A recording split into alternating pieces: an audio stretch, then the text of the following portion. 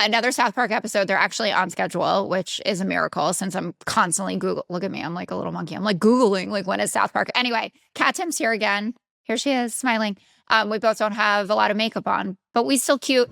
Subscribe to Raging Moderates and make sure you follow Kat everywhere that she exists, which is a lot of places, and go see her on tour.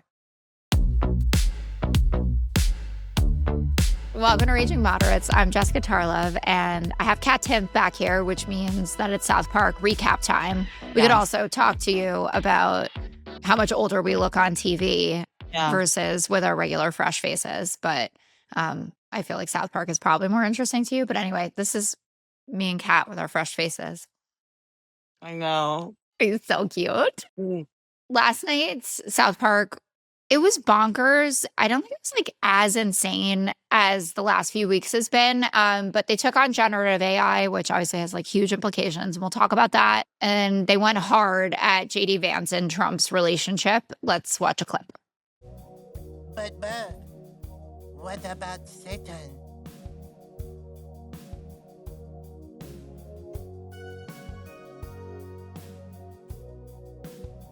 Oh,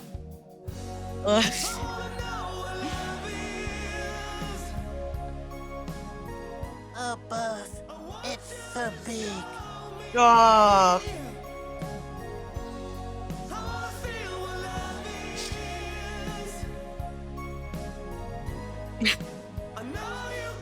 Oh, Buff. Let's see. That's the shot where I was like, oh man, I'm out. But you couldn't be because this was real homework. Exactly. I was trying to think of what president I would want to watch me having sex. It's definitely not Lincoln. Yeah.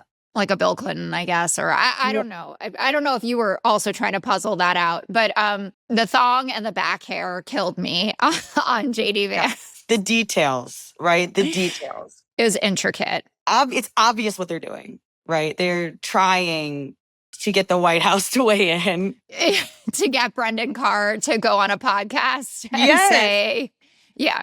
By pushing it as far as you possibly think it could be, and then like even more beyond that. That's obviously what they're doing. But so far they haven't. I mean, the day is young. The day is young. I'm sure that they know, that they have seen it. Of course they've seen it. Unless they're just like making sure somehow that they don't They're find just like out. shredding Epstein documents. Trump doesn't find out for fear of the tweet that might result from that. But yeah, I mean. Do you think it's too far? Because that did cross my mind. Like, I get it. South Park is super irreverent about everything. Like, and I understand obviously the point that they're making. I mean, this is a cabinet that there are absolutely no limits, and it's embarrassing. Like last week with Pam Bondi with the shit on her nose all the time, like the way that they behave, like in those cabinet meetings, it's North Korea style, like dear leader stuff. But I was watching this thinking like, I'm not a prude at all, but maybe you have gone too far with JD Vance and Trump having sex. So as a comedian and creative, I just don't believe in too far. Okay. As a general principle. And I'm not saying like ban it, but I was thinking more for my taste, that I was like, I'm not connecting with this the way that I do with Satan. Right. So I didn't enjoy it. I didn't. No. Yeah, I didn't enjoy it. I was like, well, I'm watching this because I have to talk about this with Jessica. But also as a comedian, I realized just through my own, and I do stand-up, right? I don't do animated comedy, but I realized that oftentimes the only way to know if something's going to work or not, or where the line is you have to try it. Because there'll be stuff that'll be so hilarious either in your own mind or in your writer's meeting, where then you put it out there, and then the only way to know that you were wrong is when you bomb in real time. So you have to, and it's happened to all of us. And so you have to allow, not just, of course, legally, I'm sure we agree on that, but even culturally, you have to allow for a misfire to happen. I mean, I get that.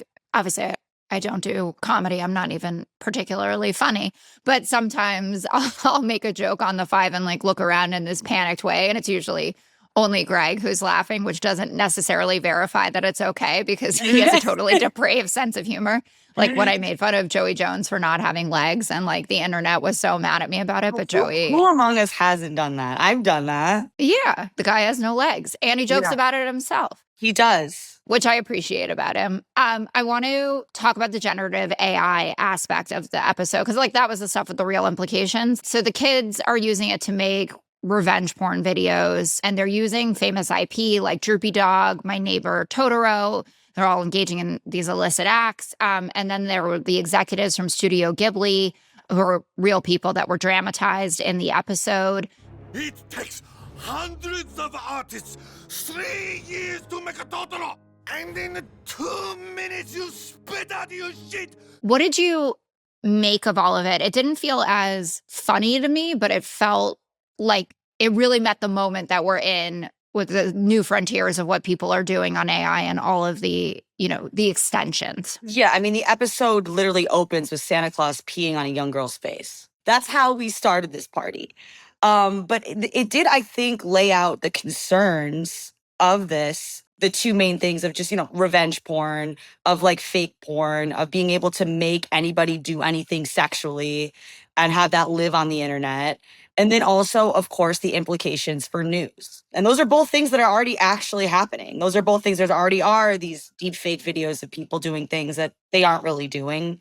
And there already are, I mean, you're involved in this. I'm involved in this. There's all these things on Facebook with like AI versions of us. And especially with my whole cancer thing, like there were... Oh, that little thing?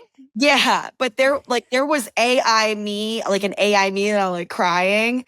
And then they just like make up like Kat got bad news. There was a Facebook page using AI to report that I had died.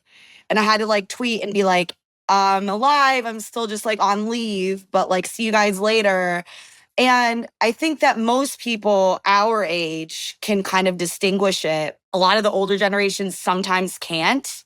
And also, this stuff is getting better. So it's going to get harder. Maybe like every time I see any video, I'm like, I have to like then go and do significant research. Like, is this real or not? Yeah, it's very frustrating. I feel like the brain room is going to have to be really like staffed up even further if you want to be responsible about the stuff that you're going to go and say on air.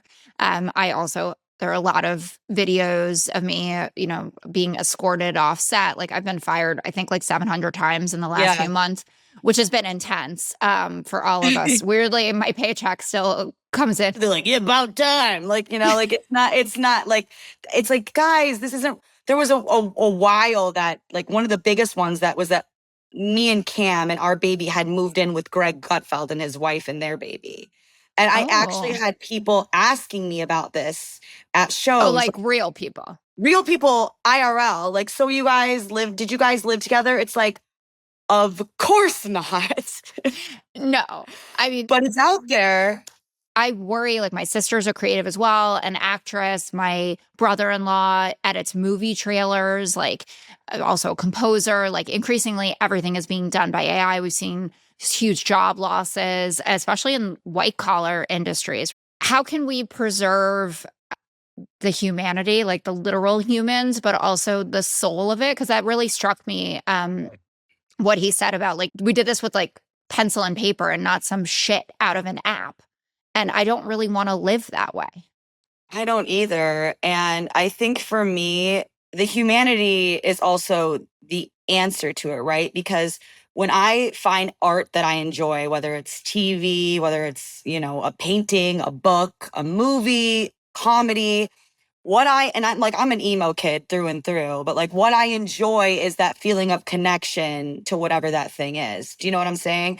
I'm not someone that like loves a knock joke necessarily. Like I also love, even in my own performance, like I'm like, cool, all this horrible stuff happened to me this year. And now I'm going to go on stage and I'm going to make jokes about it. And I'm going to heal myself and then hopefully be able to heal other people who have had similar experiences by laughing at this stuff that's really worked so hard to take me down. That's not something a computer can do because a computer can't have experiences. So to the extent that art is like a way, a vehicle to share and express your experience and connect with other people who have had similar experiences, a computer just can't do that.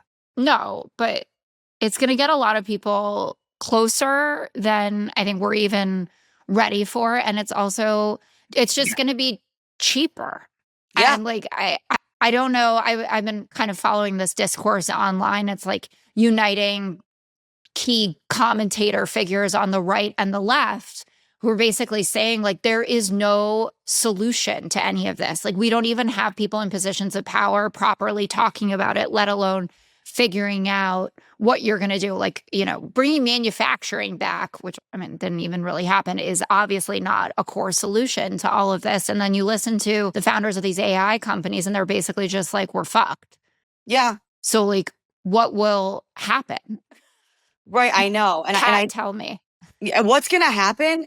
Well, the thing is there's no stopping it, right? Like there's no stopping it. Like what's going to happen is it's going to happen. And we're going to have to adapt. And there's really no turning back. And I think that I don't think we're prepared for it. Like, I don't think that we as a society are prepared for it at all. Well, they're definitely not prepared in South Park. There'll be another episode in a couple of weeks. So Trump said that the video of him having sex with JD Vance was fake news to make sure that Satan doesn't dump him and run away with his child. Very relatable. I mean, it is kind of like the new burner phone approach, I guess. Do you think before the next episode comes out that the White House will say something publicly about not being happy that Donald Trump is having sex with JD Vance? And do you think the Melania ghost comes back? Because she was kind of my favorite. I hope the Melania ghost comes back. Honestly, obviously, the best move is that they don't say anything, because this is so obviously being done to bait them into saying something.